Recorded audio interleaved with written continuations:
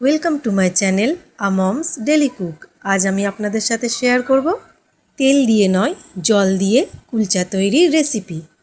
এর জন্য সবার প্রথমে একটা বাটিতে 1 চামচ চিনি ও 4-5 চামচ জল দিয়ে গুলে নেব।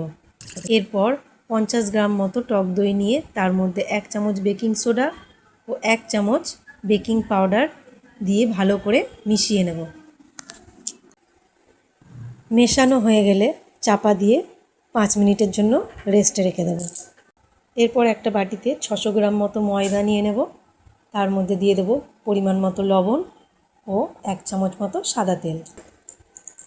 নুনটা ভালো করে মিশিয়ে নিয়ে ওর মধ্যে দিয়ে দেব গুলে রাখা চিনির জল আর ফেটে রাখা টক দই। এরপর অল্প অল্প করে জল দিয়ে ময়দাটা মাখিয়ে নেব। ময়দার ডোটা আমার রেডি হয়ে গেছে। এবার এটা চাপা দিয়ে আমি 25 থেকে 30 মিনিট রেস্টে রেখে দেব। মশলার মধ্যে আমি এখানে নিয়ে নিয়েছি 1 চামচ রেড চিলি পাউডার, 2 রকম কুচানো কাঁচা লঙ্কা, অল্প ধনেপাতা কুচি, 1/2 চামচ ধনে গুঁড়ো, 1/2 চামচ জিরে গুঁড়ো, 1/2 চামচ গোলমরিচ গুঁড়ো, অল্প আদা বাটা ও পরিমাণ মতো লবণ। এবার একটা বাটিতে 2টো সেদ্ধ করে রাখা আলু নিয়ে তার মধ্যে দিয়ে দেব গুঁড়ো জিরে, ধনে, গোলমরিচ গুঁড়ো, আদা বাটা, কাশ্মীরি রেড চিলি পাউডার, ধনেপাতা কুচি ও সব শেষে দিয়ে দেব কুচানো লঙ্কা। আলুর পুরটা আমার রেডি হয়ে গেছে। এটা এক সাইডে চাপা দিয়ে রেখে দেব। যেহেতু আলুটা সেদ্ধ করার সময় আমি অনেকটাই নুন ব্যবহার করেছিলাম, তাই আর এখানে নুন দিলাম না। 30 মিনিট পর ময়দাটা অনেকটাই সফট হয়ে গেছে।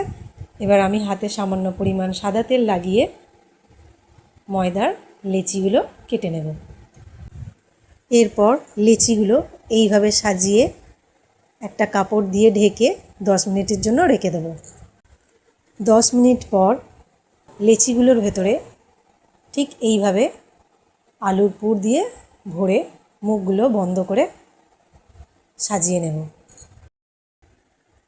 এবার চাটুর ওপর সামান্য পরিমাণ ময়দা ছড়িয়ে লেচিগুলো লম্বা লম্বা করে বেলে নেব।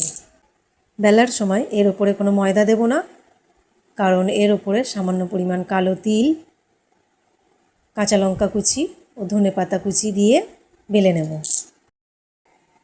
কুলচাগুলো ঠিক এই রকম মোটা করে বেলে নেব। এবার হাই ফ্লেমে কড়াটা গরম করে নেব, নিয়ে তাতে সামান্য পরিমাণ বাটার লাগিয়ে নেব। এরপর অল্প জল দিয়ে তার মধ্যে কুলচাটা দিয়ে দেব। চাপা দিয়ে মিডিয়াম ফ্লেমে ভাপিয়ে নেব। জলটা শুকিয়ে গেলে কুলচার 2 পিঠে বাটার লাগিয়ে নেব।